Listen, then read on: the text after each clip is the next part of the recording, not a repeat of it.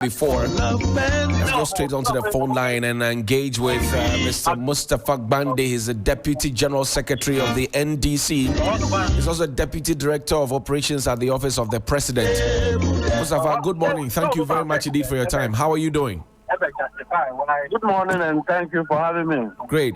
Mustafa, your party foot soldiers are not happy. They say they have been abandoned. They are not getting some of the appointments and the jobs. They know they see action. Why have you abandoned them? Well, thank you very much, and Donny, good morning for playing our party anthem. I think that it's a wish of every party member that once your party comes to power, you are able to get a leverage. In other words, life enhancement. And so their demands and expectations are very right. However, we have just come to government, and there's a lot of cleanup to be done. There are certain positions that basically on a scale of change of government, those positions must give way for party people to also help their government to proceed. Now, there are some individuals who want to get their share right now. That is because the Minister for Finance, though have been undergoing some economic recovery program, which is homegrown, requires that all departments and agencies would have to, as it were, cut down budgets, cut down expenditures.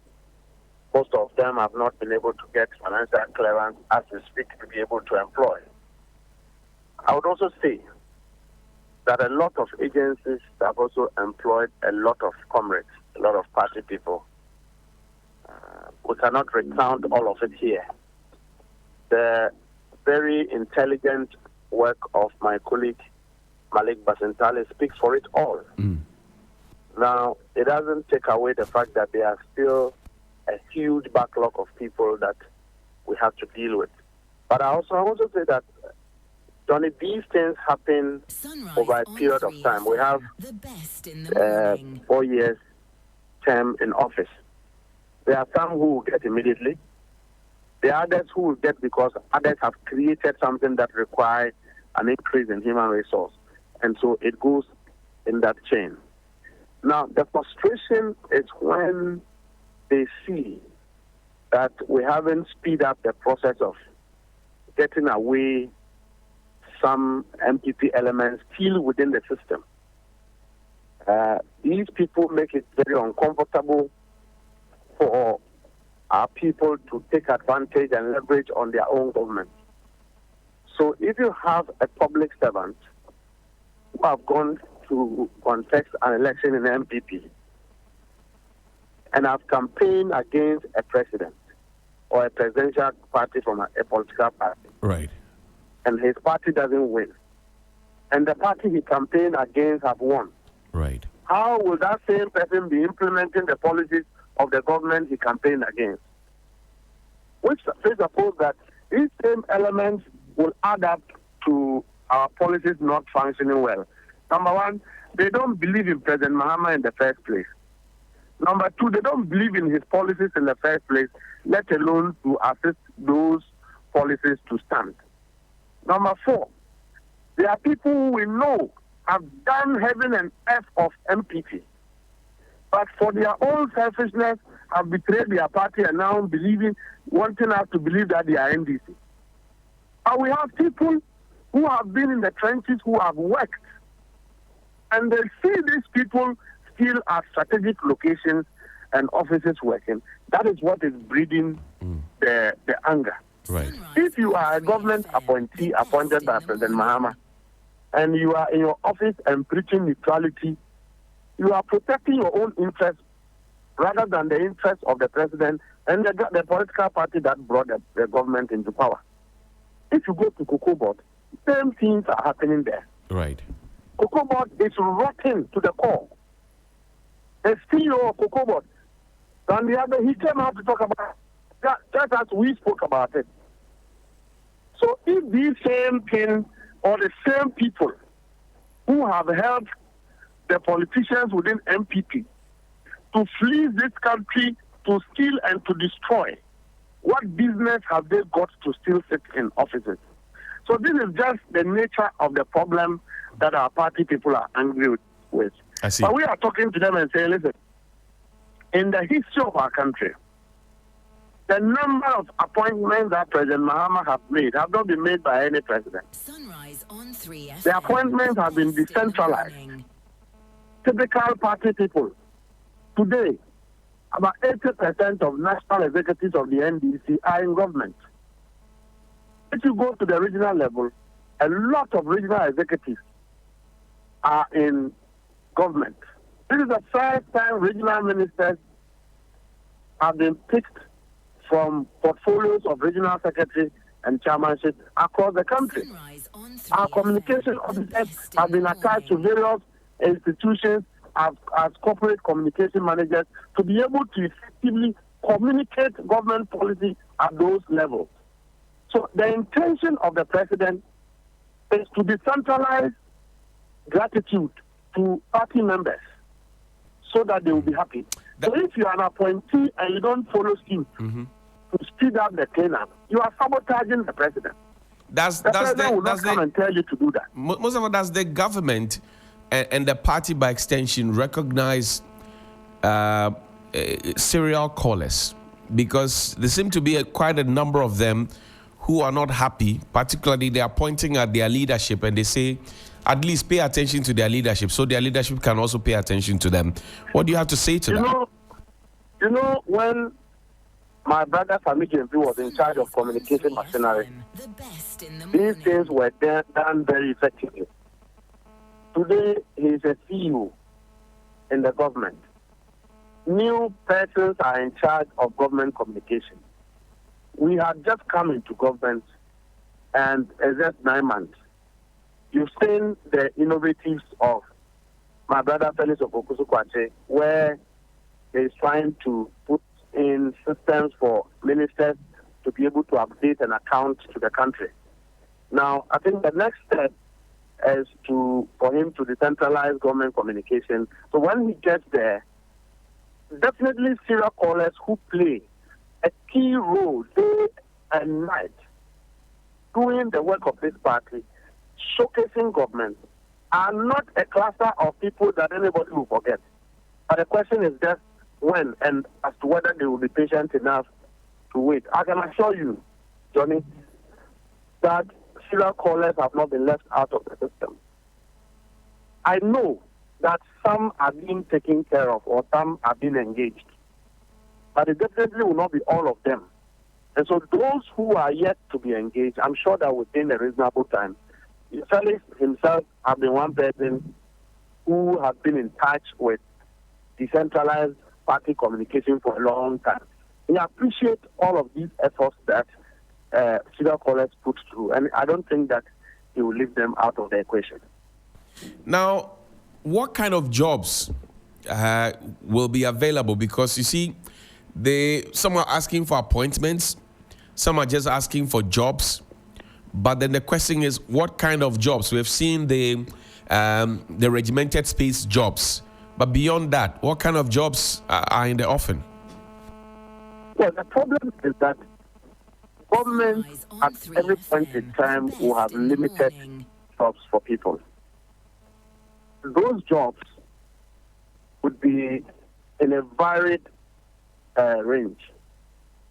Some are asking for appointments. The people who have been appointed are party people, except that you may not be aware of the person's role because the party is so big. And where we sit, we have people playing a lot of strategic roles that is not known by everybody. Now, I have often engaged with the few youth on social media to say that if you are looking for a job, don't reduce that job search to a phone call where you only sit on Facebook go into the inbox of an appointee and request for a job by sending your CV. That is not how it is done. It can also be done when you build relationship over time, where your capacity can be tested, your capacity can be verified, that the job you are really seeking for, one, you can do it, you can deliver. So most of our colleagues and our younger colleagues, what they rather do, as opposed to, Johnny, what all of us used to know, is to go on social media and just send a CV. But job search is not done in that manner. The best in the morning. I have to engage, try and go to offices, make the effort.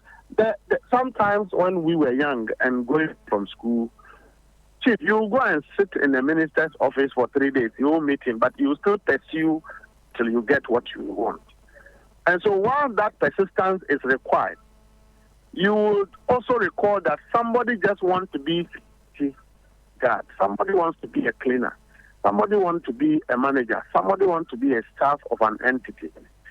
Those jobs that require financial clearance institutions to be able to give will certainly have to be within the remit of the finance ministry and availability of financial clearance. So if you hustle a CEO who does not have financial clearance to employ you, that CEO is not able to do it.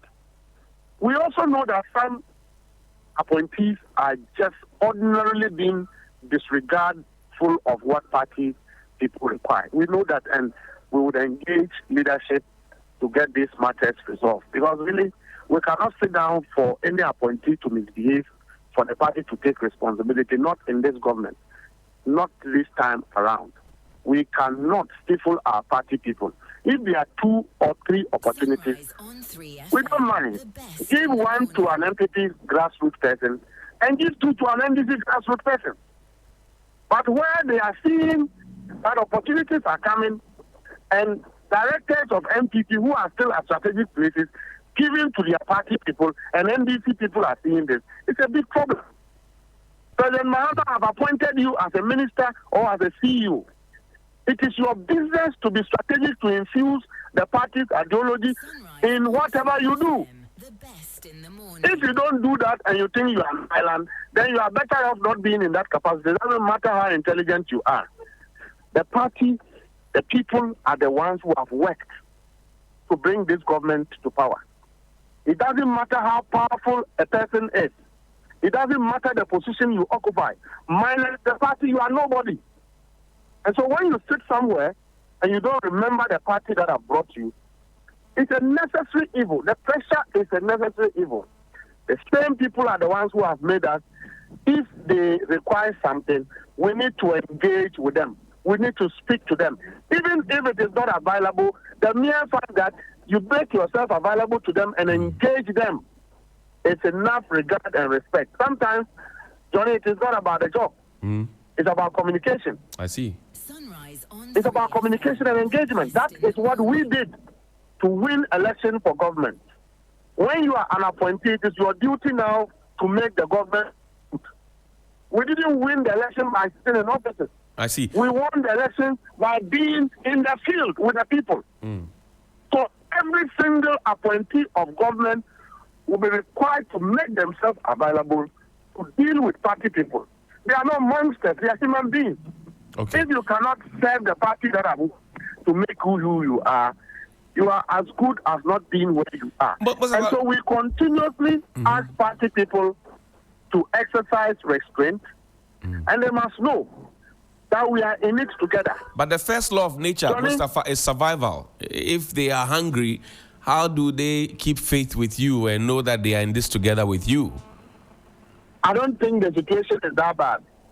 But I'm just saying that, look, if you look at the 2 days defense that people have put out for Comrade Edwige Tamakulu, NPA, when somebody sought to defame him, clearly you can see the evidence of appointing a party-friendly person into an institution who engages with everyone. The regime may not have given party people all they need. The regime may not have been able to provide all the jobs.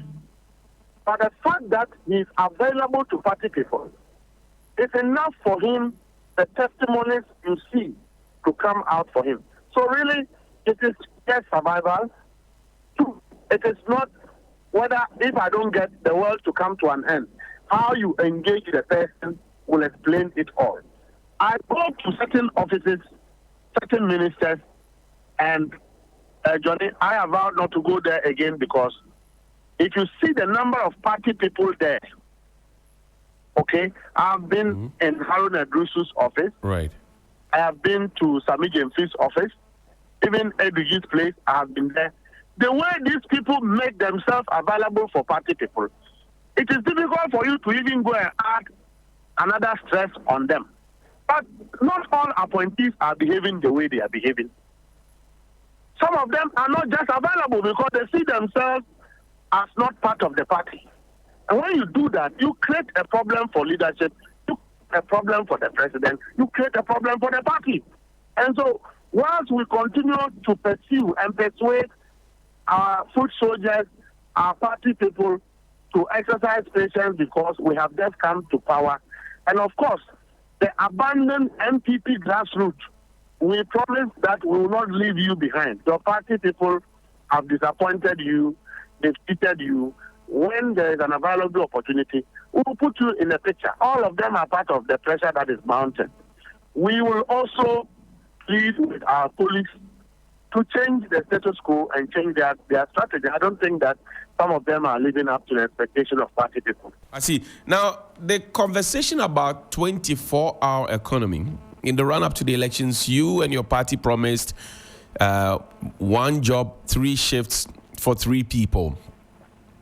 When are we seeing a full rollout of that? Because if there's a full rollout of that, then you will find jobs available for all these individuals and good people of Ghana, whether they be NDC or NPP, who are looking for something to keep body and soul together. What do you say to that?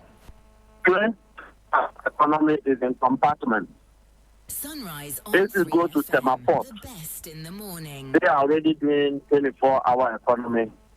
And from the conversations we had from the CEO or chief executive there, they would expand recruitment to be able to meet the night shift infrastructure. Now, if you go to the hospitals are yet to start. I also do know that if you go to the assembly, all DCs and regional ministers are currently working on securing landed areas for the 24-hour market, 24-night markets to start. All of this will require expansion of personnel, recruitment in police, all other security agencies that have a role in terms of local government recruitment will be expanded. And so it is not a question of really 24-hour economy. It's a general situation. You may roll out 24-hour economy. It can employ a lot of people, but it won't solve the whole problem. We must appreciate that government will always be limited in terms of the opportunity it makes available. And so, Johnny, 24-hour economy is in full-fledged. It's in consideration. It will be implemented.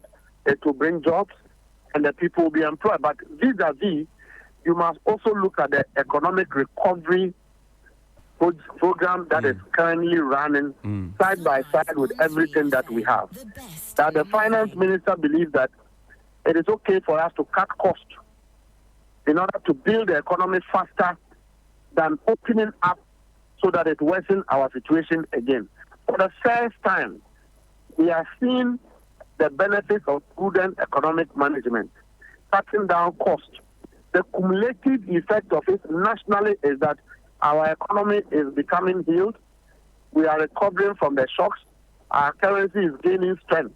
And so all these indicators influence what government can do or what government cannot do, or what a minister can do or what a minister cannot do. So in the end, all we are asking is patience, people to be restrained, measured in their outbursts, pursuing their dreams hard and rigorously. So there are instances where you may pursue a government job and not get.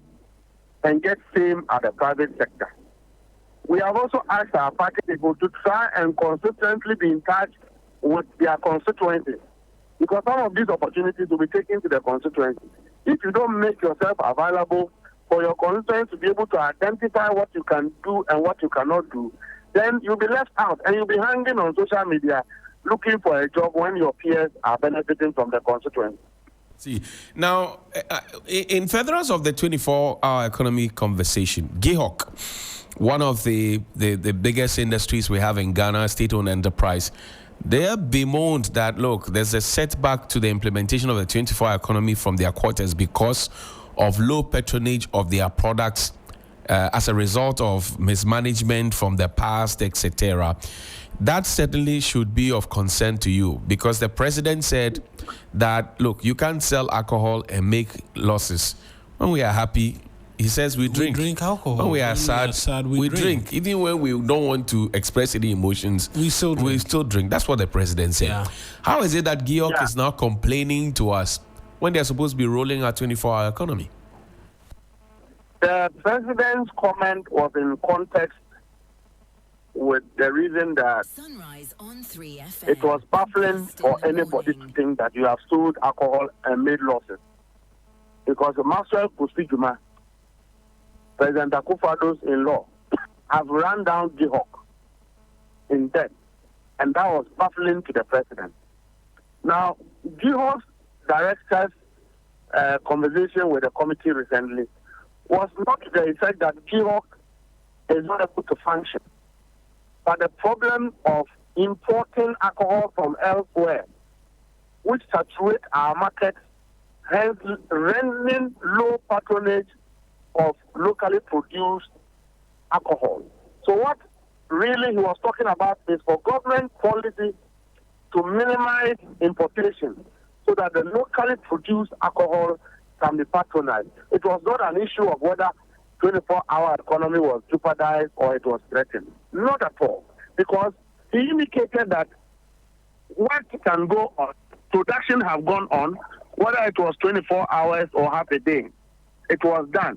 But the challenge was patronizing of the products that they have produced, which require some advance or additional government policy to minimize the importation of alcohol from other countries so that we will be forced to consume what we manufacture locally. Don't forget that one of the components of 24-hour economy, the drivers, was to enhance locally manufactured goods and services.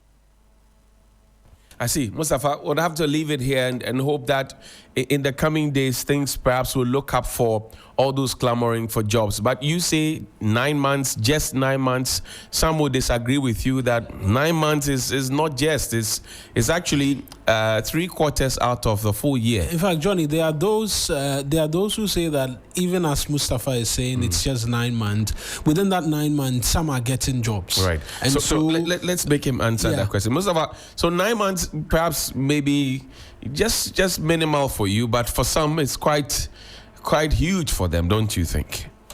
Yeah, I think that it's a very huge time frame. But when you put that on the timetable of government, from the finance ministry, from economic recovery programs, it is not such a long time. Now, my experience with formation of government, I have seen from President Mills, I have seen from President Akufo-Addo, I have seen President Mahama #1, and I'm seeing President Mahama #2. This is the first time we have gone the speed with which government have been set up and the performance with which you can see within the space of 9 months. People are getting jobs. Those people who are getting the jobs are NDC people. They are not NPP people. So the fact that I want a job and I haven't gotten, other colleagues who are NDC people are getting the jobs. And so it's the same thing. It's services and leverages for government, Ghanaians, and party people. And so we're just saying that within the period, a lot more space will be created when finance minister opens up the gate for recruitment to be done. And I think that all those who are complaining would have been employed. That is not the question. The issue from party people is that they are not able to assess feedback. They are not able to get access to some appointees. That is the crux of the matter. Two, they are asking appointees to speed up the process of cleanup. Because if, for example, the fraud that happened at National Service Secretariat, all right, it didn't just take one person or two people. It took 3, 4, 5 people, from budget to internal audit to everybody. If those people looked on for such fraud to be perpetrated, NDC people are saying, what business do those people have occupying those positions? And you will agree that the same group of people will allow what happened under President Akufo-Addo to repeat in our government. When you go to the school placement, where we have a mess today, for which I think is a sabotage, the people who are in charge are not NDC people, they are NPP people. And our NDC people believe that if they are given that same opportunity, they will serve the people of Ghana better than we are currently seeing. That is the argument. And we respect that over time it will be resolved. We just have to be given space to engage our party leadership with government appointees so that these problems can be rectified once we move on. Government or party didn't say that we will not have challenges. We did not say that even our own members will not do things they will not be happy about.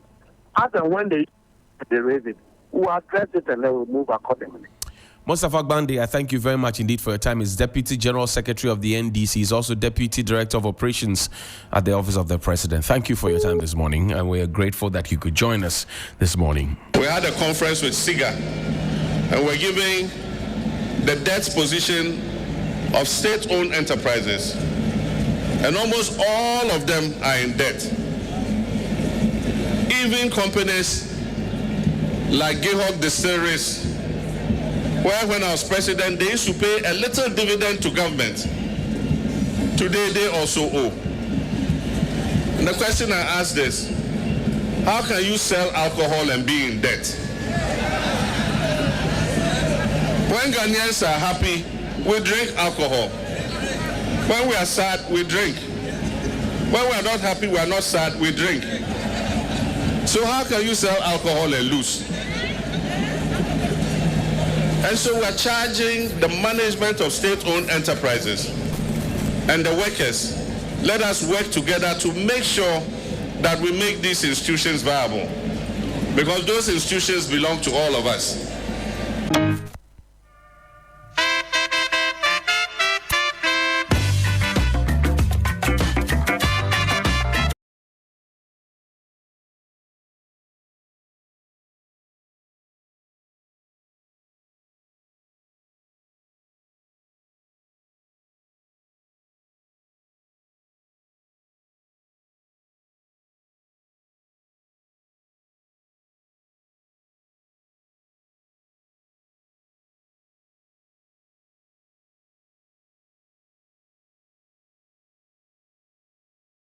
Some 4 minutes after 9 on your radio.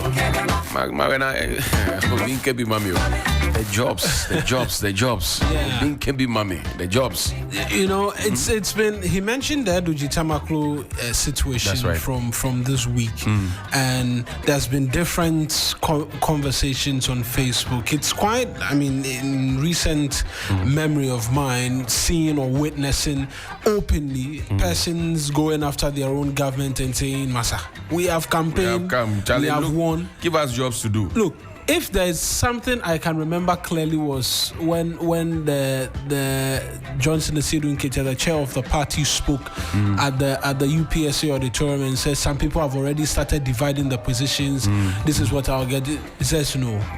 Let's focus on winning the hunt. When we hunt, we can decide how we're going to share the game. And so the hunt has been successful. It has reached the sharing of the game. Let's share the bounty. Some people are still, they are holding their hands like this.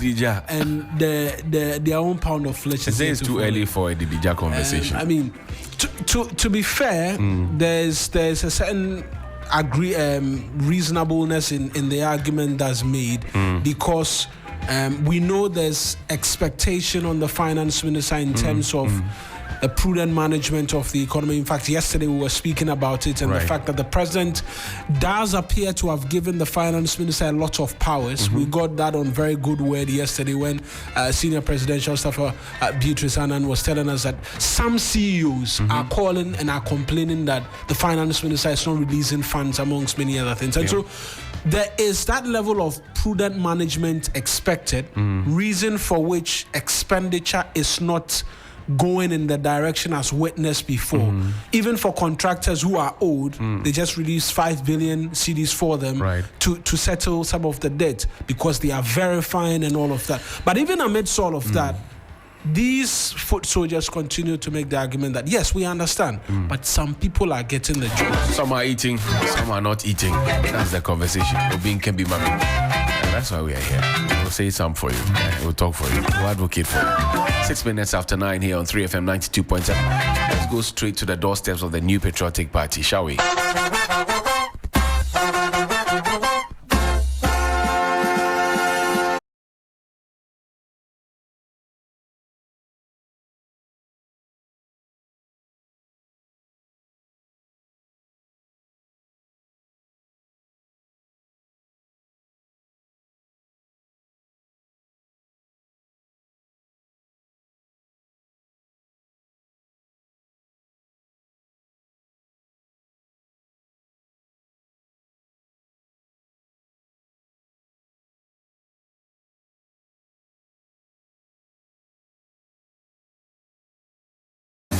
The lyrics changed.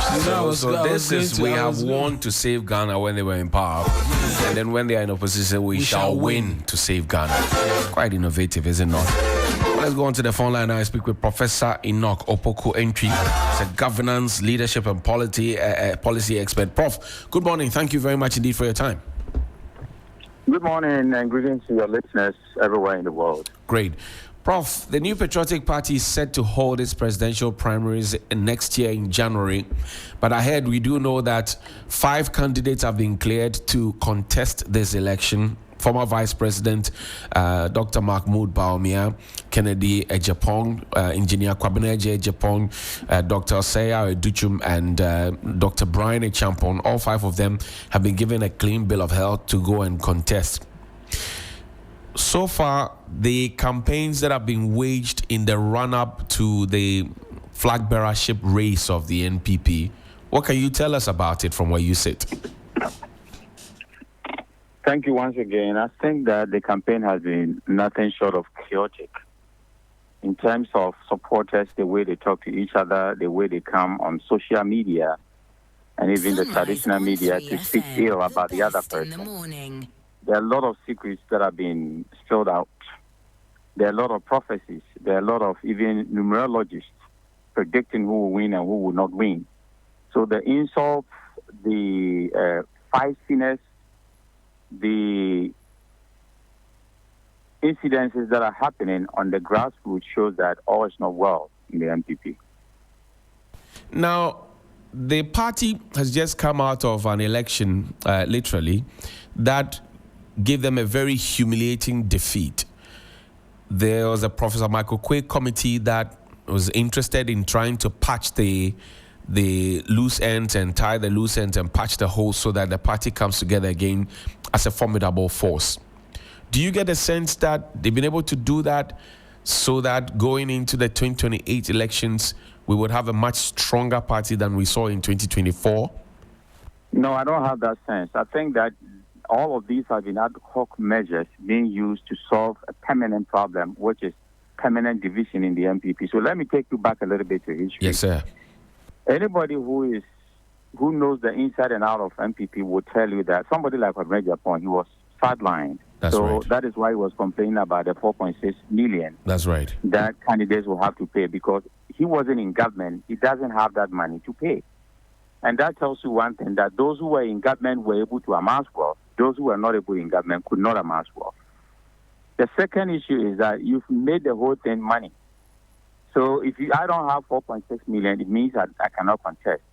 An election is not about money alone, even though I agree that if you want to be leading a big party like MPP, one of their attributes is to be able to raise funds to support the party because, unfortunately, in Ghana, when a party goes to opposition, Sunrise everybody on keeps their 3 money. FM, So the best candidate, in the everything is on morning. you. It's not just Ghana politics alone, but I've been a Ghana Association president in Ohio. Right. Even when you become a leader of any Ghanaian society, you organize the parties, the independence anniversary, everything is on you. So that is how our leadership is.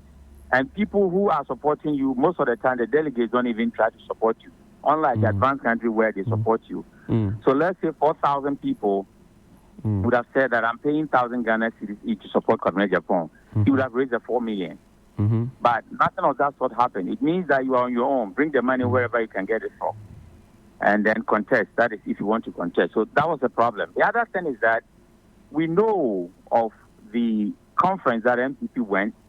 They had about 45 changes that they had to make on their constitution. Right. Now, imagine even in the Constitutional Review Committee that we have with Professor Prempe, they were going to make 45 different, changes in our constitution. That would have been like you were changing the whole constitution. So it means that the NPP constitution itself is faulty. There are a lot of challenges that they are facing. Then you come to the actual election that is going to happen on the 31st of January 2026. That's right. And realize that they put on the suit first before the shirt and then the singlet, which is not the proper way of dressing. The proper way of dressing is to put on the singlet, right? Then you put on the shirt before the suit. Right. Now they are using a top-down approach. What that means is that all the existing delegates of the voter album, nothing is going to change. They are not going to have any elections. The same individuals who voted for Bawumia the last election as a presidential candidate are going to vote again. Now, what about those who passed away? They have been replaced in a way that is not in consonant with the party's constitution. Right. We heard what Abronyo said. We heard what Wuntumi said, that they will take your name out of the delegate list, and if that happens, you can talk, but you can't do anything because they handle the voter album. So if that is the case, then Kufuor has said it. Kwame Mpiani has said it. Kojo Mpiani has said it. Most leaders in the party are no more respected. When they speak, nobody listens to them. And I always say, if you don't have an elder in your house, right, then we'll be taxed you. So the elders in the house of MPP, when they speak, nobody listens to them. It is the young guys who are feisty and who are just agitative who are leading the party now. So what happens? They will find a way to make Bawumia win. Because if you look at the voter album now, it's ripped for Bawumia. It's the same people who voted for Bawumia in that percentage he had, the last one. Right. So he might win, hands down, if nothing changes. But the problem is that will Bawumia be able to win in 2028 against any NDC candidate? And the answer is no. Now, the party believes, if you listen to the tone of the leadership of the party, they believe that all is well. And sometimes they make the analogy that, look, the NDC has had worse times. The NDC had been divided into three. They talk about the Fonka Games, Nana Konadu Ajiman Rawlings on one side. They talk about Dr. Joseph Niyama and Bidsiding on one other side. They talk about Gusitano leaving. They talk about all those things, and they say, like, even beyond all those things, the NDC still was able to come back, organize itself and won power, and now they are in government. So theirs is just a passing storm and it will go away. Wishful thinking or the reality? What is it? You see, time and people will teach you more than what any book can teach you sometimes. And if everybody knows, leadership is so common that even in the animal world, we have leaders there. The wise elephant, the wise ant, the dancing bee are the leaders among the bees. So if you see all the bees around there trying to make honey, the one that can dance well is their leader there. So leadership by nature is in animals, in everywhere. Now the issue is that if you think everything is well and people see your face and you are not well, they can see, right? So yes, right. I can pretend I'm well, but when people see that I've lost weight and my face doesn't look good, they can say that, well, we don't think you are well. And that is what is happening to NPP. Let me give you a couple of examples. Great. The Michael Quay committee that was set up. Michael Quay himself, his son, lost to Akugu, this lady. That's right. Yes, Elikplim Akugu. So, yes, so you have a problem at your backyard. And what happened to even that report? And the Apia Kubi himself, who lost at Asante Achim North. Asante Achim North. Right. Was he invited to speak at that event to the Michael Quay committee? Some people were not invited. But there are a lot of people who are peeved, who have gone through a lot of pain by what the NPP has done to them. They were not invited. And then on top of that, when the results came, they decided to sit on it, that we don't want to make it public because the NDC will use it against us. So you have called some people, talked to them about why they lost, and you are keeping it to your chest. What happened to the grassroots there? How would they know how you lost and how to fix it? So these days, everybody can read in between the lines to know why MPP lost. Right. And why are we here for the MPP? Because somebody consciously and intentionally decided to do it this way. Nanado decided to sidestep all Alan supporters in the MPP. Everybody, if somebody didn't even like you in MPP and go to tell Nanado's team that you are an Alan, they will take you out. I see. Yes. So a lot of people lost their positions because they were tagged as Alan. Now, Alan being Alan and being, a quiet person, he doesn't want to fight, left. Remember, he left twice. That's right. So we know that if Kerr is not taking an MPP, if they say all is well, if Ken loses and it's not fair to him, he will also leave. And then the only option for Ken will be to join Alan to form their party. And then guess what? MPP is divided into two. But Ken has given assurance that he is not going to leave. Rather, he says that he will not concede defeat until the last vote and until the last decision is taken. That's what he said. If it is fair. If it is fair. If it is not fair, like Alan felt it wasn't fair and nobody will come and speak for you. Because at that time, even Kufuor, deserted Alan. So he had no option but to leave. Remember when Alan was made Ghana ambassador to US and then he came to the Minister of Trade? Yeah. Even tax production in Ghana was at the Ministry of Trade and Industry. That's right. Presidential Special Initiative for at Cassava. that time distance education was even under Alan. That's right. PSI. So a lot of policies of Kufuor was handled by Alan. Why was he treated this way? Because somebody somewhere thought that Alan contested with me, and because of that, every Alan supporter is my enemy. We shouldn't be so in politics. Well, but you know that Dr. Bawumia has also been apologizing. I mean, there have been pockets of meetings here and there. Gabi Asare-Chodako says that, look, don't go apologizing. Speak your truth and let the people make their decision. Dr. Bawumia has been apologizing for some of the mistakes. Gabi has added salt into the injury of MPP supporters. Really? Yes. How? Yes. How? Gabi shouldn't have spoken at all because what he said, even about the Ashanti MP, that they said they didn't want the skyscrapers and all those things. We know what is happening there among them. That they said is a lie. Nobody said that because he's trying to shift the blame into Ashanti MPs, and that wasn't the case. If you look at Bawumia's apology, he apologized on his own behalf and all the appointees that they did not, for what they did and what they didn't do.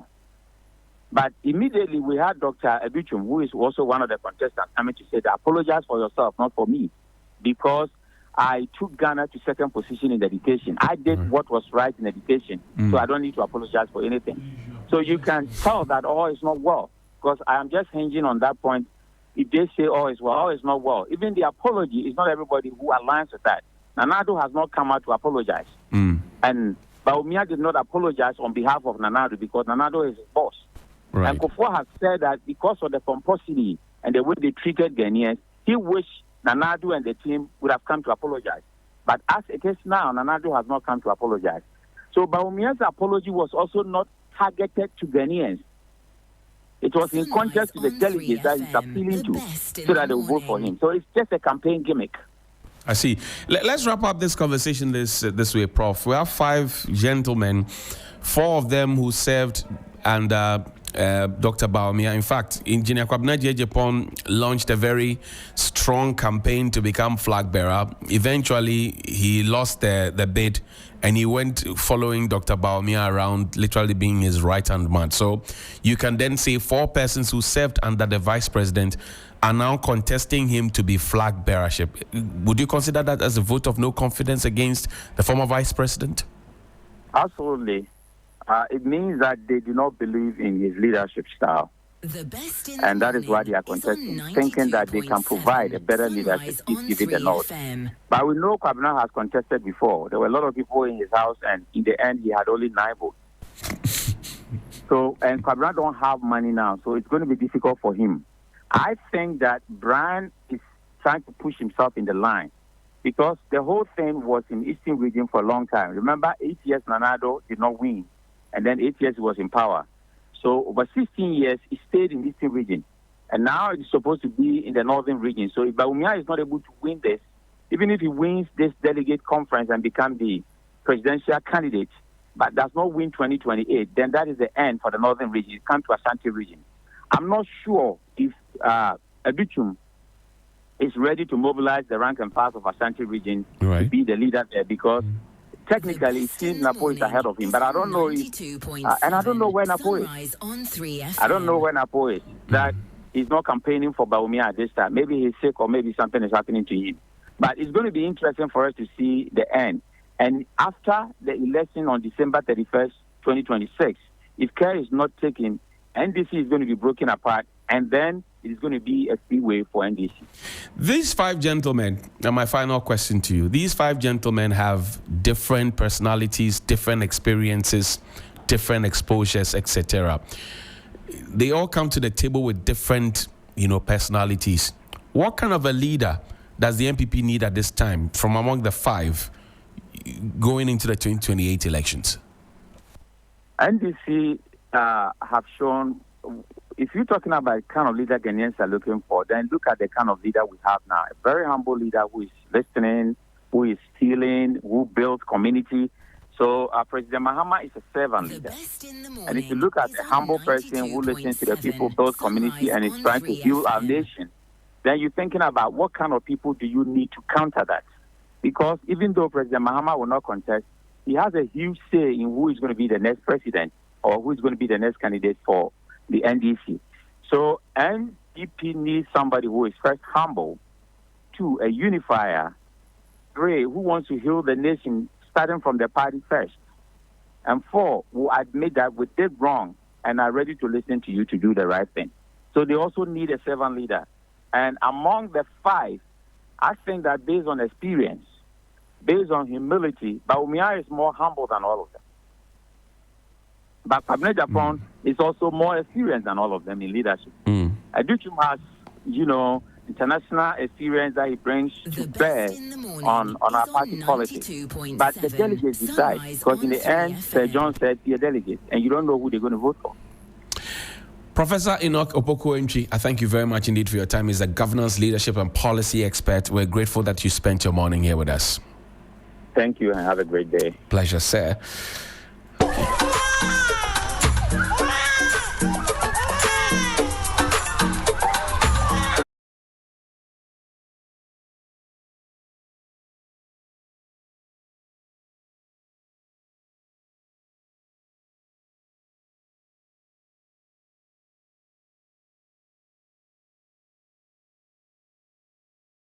3 FM 92.7, the Sunrise Morning Show.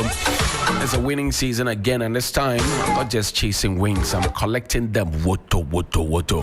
As the luckiest is back again, bigger and better, with chances to change and your life. Let me show you how to play. 2 easy ways to get into the game. First, grab your phone and dial *712#. *712#. Choose option 1 to buy a ticket for yourself, or option 2 to buy for someone else. You want the system to generate a lucky ticket for you, go with option 1 again. Prefer to choose your own ticket, or choose option 2. Confirm your payment with your Momo. Enter your PIN and you are in. Now that's the only way. That's not, but there's online as well. Head to the luckiest.africa.com and register to tap on community tickets and either pick up your own ticket, the lucky number, or let the system choose for you to buy a ticket for someone else too. When it's time to pay, you just enter your Momo. You can win up to 500 times. The whole community could win 10 times. Luck is everywhere. It's your chance. Hop on, win, and get it grooving for you. We'll take a quick break. When we return, we're in Pinktober. So we'll talk about breast cancer, nutrition for breast cancer, to prevent that. We'll talk to an expert as well. Who will tell us all about how to examine your breast, how to identify if you are getting into trouble. You want to stay with us? It's not just for the women, it's for the men as well. I hear some of the men, they wear cap D size. You seen that obolobo on the internet. Some of them, they have more breasts than some of the women. You see some of the men say, Chairman, Otele. What size are you wearing? That's the question. Yeah, what size are you wearing? Say, hey, Otele, what are you wearing? Come here. Are you also going for screening? Come here, let's check you.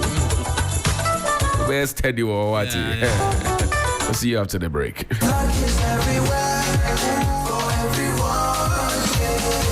The winning season is back, but this time I am collecting the wins like jollof at a wedding. The luckiest season 3 is here. Your chance to flip your luck or maybe your bank accounts too. 2 easy ways to join. Dial